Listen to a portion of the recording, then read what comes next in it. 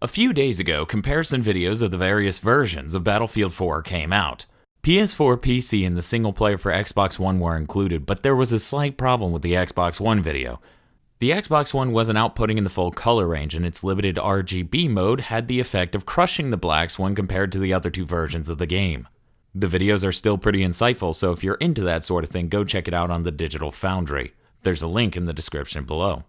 The results of the video analysis by the Digital Foundry, spoiler alert, is that the PS4 version runs at 1600 by 900 and the Xbox One version runs in 720p. On top of this, the PS4 version consistently runs at a better frame rate. People who were at the event where DICE let them try out the two versions of the game noticed that the PS4 version was obviously better, but when the videos hit the internet, people found it a bit harder to decipher this.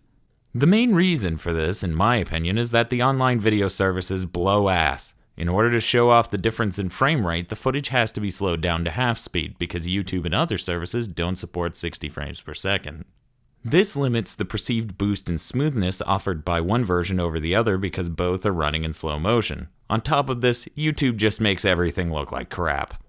Some people on NeoGAF have been putting high-quality footage of games into animated GIFs for a while because of their increased fluidity.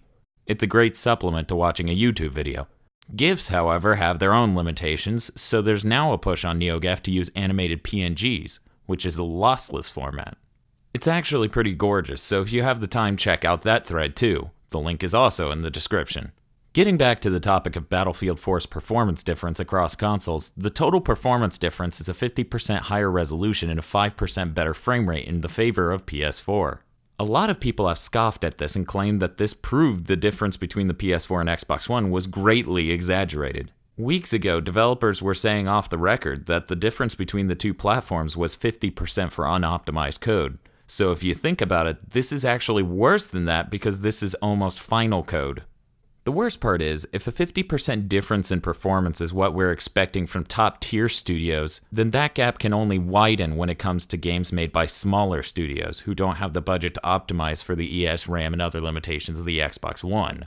People expect that over time the Xbox One will catch up to the PS4 in performance, just like the PS3 caught up to the 360. Those two systems were fairly evenly matched, with one having a stronger CPU and the other having a stronger GPU. The two elements, CPU and GPU, eventually balanced each other to form a nigh parity between the two platforms' titles. This next generation, that is not the case. The PS4 is about 40% more powerful in terms of raw power than the Xbox One. The largest difference in power is its ability to perform GPU compute operations. GPU compute is new to a lot of developers, so it's not in every game now, but down the road it will be integrated into more games to allow for better physics, better graphics, and other such stuff. The more developers that integrate GPU compute into their engines, the more capable the PS4 will be at running those games than the Xbox One.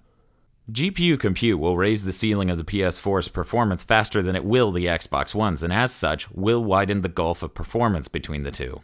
The distilled version of this entire video, minus that part about YouTube and GIFs and stuff, is that today the PlayStation 4 plays multi-platform games at a bare minimum 50% better than the Xbox One, and on games like Call of Duty it's an even wider difference. Over time, that performance gulf is extremely likely to expand further. The PS4 is $100 cheaper at the same time, so the question out there for anyone considering an Xbox One over a PS4 is this: are you okay spending $100 more for worse versions of every multi-platform game this generation for the sake of exclusives?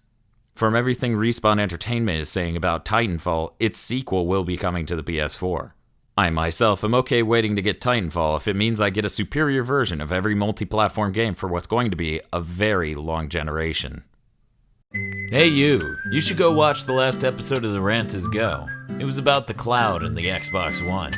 Or you can go watch this quick play of the fantastic indie game Freedom Planet. The choice is yours either way, but really you should definitely subscribe and rewatch this video a hojillion times so I can get rich.